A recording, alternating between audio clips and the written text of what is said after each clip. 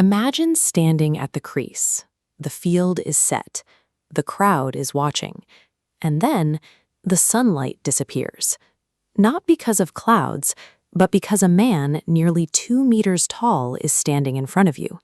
He offers no smile, no words, no expressions, just an unblinking stare that looks right through you.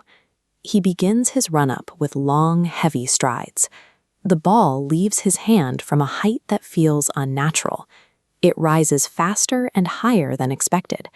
By the time you react, it's already whistling past your bat and destroying your stumps.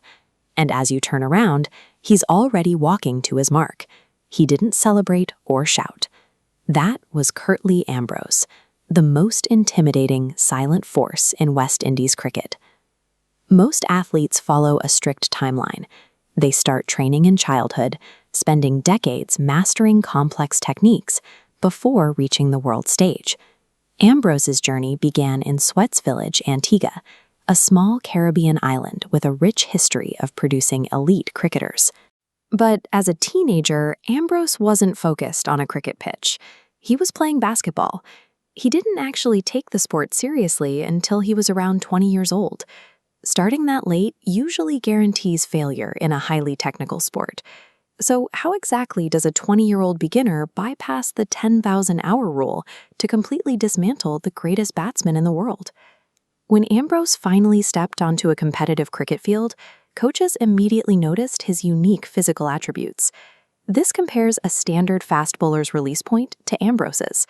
Releasing the ball from over 2 meters in the air caused it to strike the pitch and climb sharply upward, aiming directly at the batsman's upper body.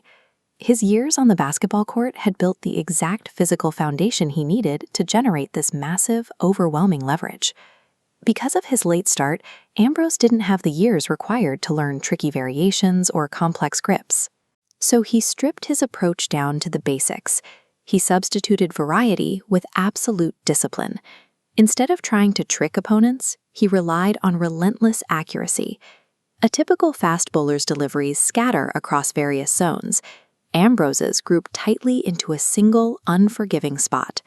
Over after over, dots multiply in that exact area, forcing batsmen to defend the same dangerous delivery until they break. Batting against him became a test of mental endurance. It was a draining battle against mechanical repetition. By 1988, he joined the competitive West Indies system, proving his stripped-down method worked at the highest level. 5 years later, his methodology peaked during a 1993 match against Australia in Perth. Facing one of the strongest batting lineups in the world, Ambrose delivered a spell of bowling so suffocating that the opposition completely collapsed. He took 7 wickets while allowing a single run.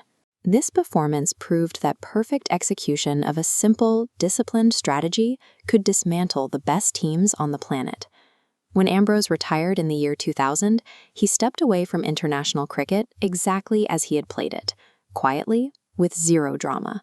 This chart displays the all-time greats, with Ambrose finishing at 405 test wickets, securing his position at the absolute peak of the sport. Yet even these numbers fail to capture the sheer psychological pressure he applied every time he took the ball. His career proves that athletic greatness doesn't always require a childhood head start. In an era filled with verbal intimidation and swagger, he showed that you don't need to be loud to be lethal. He controlled the game through relentless, unyielding pressure. And when a player creates that level of certainty on the field, their silence becomes the most intimidating weapon of all.